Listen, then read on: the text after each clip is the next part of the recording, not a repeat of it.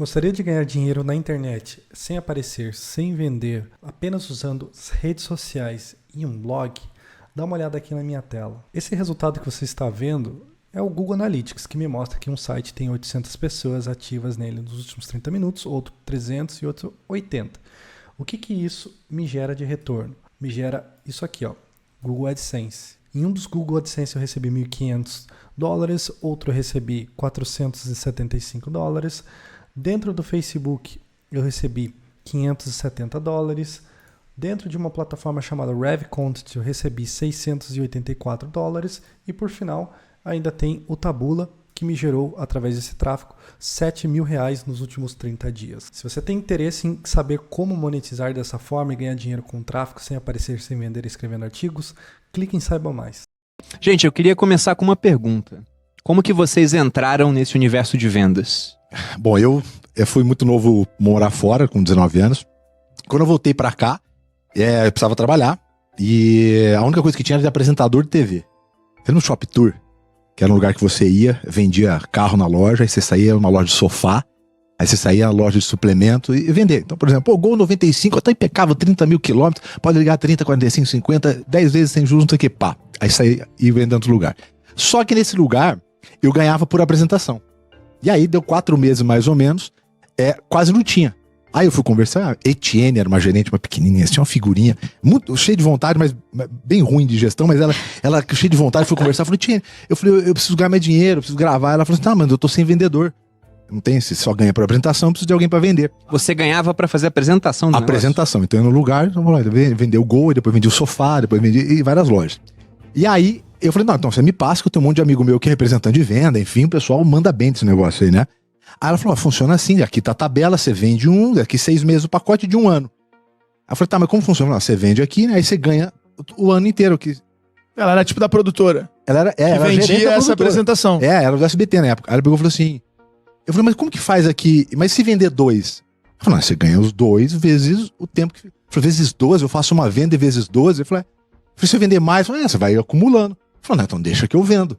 Porque na época eu achava que não era venda. Era só, eu tinha muito contato no interior de São Paulo, e aí eu fui visitar as lojas de carro dos meus amigos e tal, e fomos vendendo. Então assim eu comecei a trabalhar com venda, mas... Falou, tem dinheiro aí nesse negócio. Que idade você tinha na época, Thiago? Eu tinha 21. 21 anos? Porque eu tinha acabado de voltar com 20, para 21 anos. Então, eu vi que dava muito mais dinheiro que a outra parte, né? E aí eu comecei a entender, só que eu fiquei 6, 7 anos nessa pegada, 8 anos mais, na pegada na força de vontade, fazer amizade, contato, sair do emprego, aí no outro. Como 90% de quem trabalha na parte de vendas, né? Aí depois que eu li um livro do César Frazão chamado Show em Vendas, um livro desse tamanho assim, pequenininho, bem feitinho assim. E aí ali eu comecei a entender que vendas tinha um modelo. Eu falei, não, peraí, mas não é só força de vontade e falar legal, né? Ele falou, tem passos, tem técnica, se você perguntar assim e oferecer desse jeito, fecha.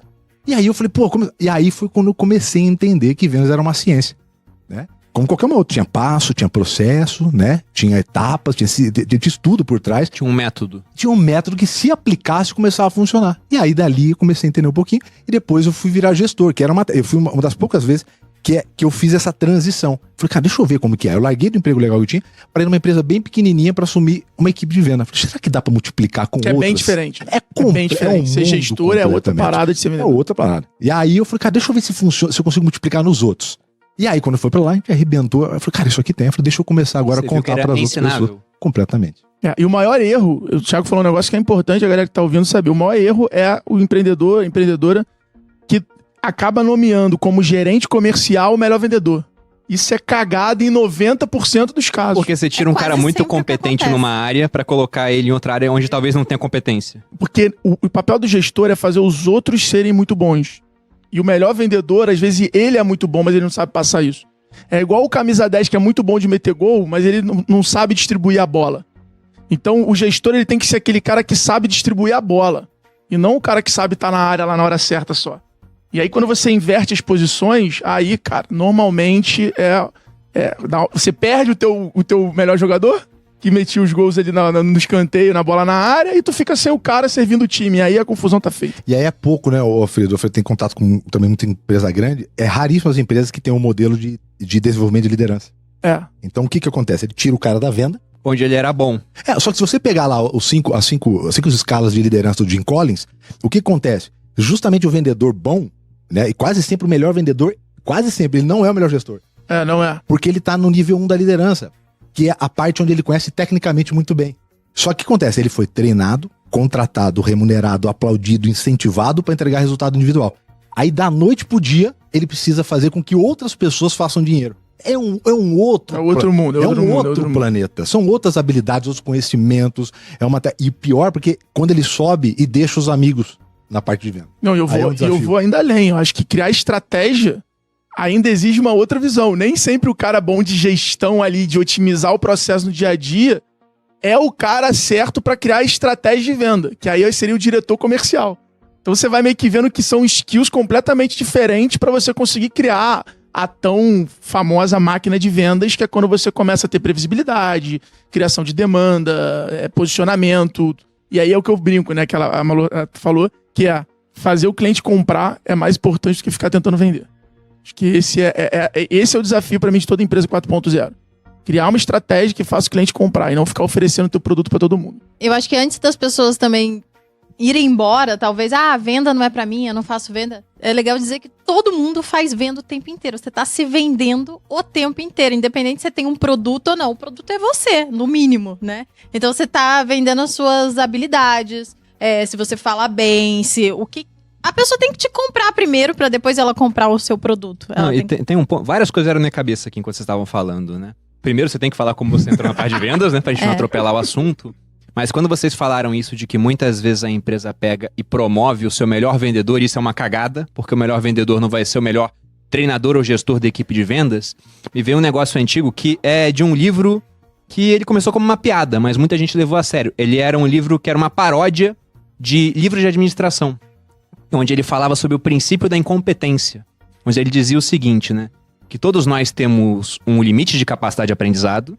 Então, eu hoje não vou conseguir me tornar o melhor jogador de futebol, por exemplo, se eu não jogo futebol. Já passou da fase, né? Então, pessoas podem aprender, mas há um limite para isso. Um outro ponto é que ele falava que, geralmente, quando vamos promover alguém, a gente pega alguém da própria empresa. Precisamos de alguém para liderar a equipe de vendas? Então, pega alguém que já é vendedor. Aí promove esse cara. Só que esse cara agora vai ter que aprender uma coisa que ele não tinha habilidade até então, que é a gestão de pessoas. Ele era muito bom na venda, a lidar com o cliente.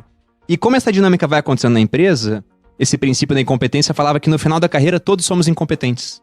Porque ele fala, você era muito bom nisso, aí te tiram do que você é bom pra te dar uma outra função, sendo que você tem um limite de aprendizado. Então muitas vezes você não vai aprender a ser tão bom.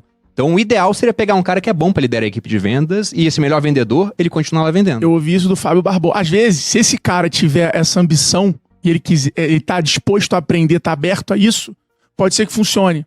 Mas normalmente não é o caso. Porque a troca, a remuneração é diferente.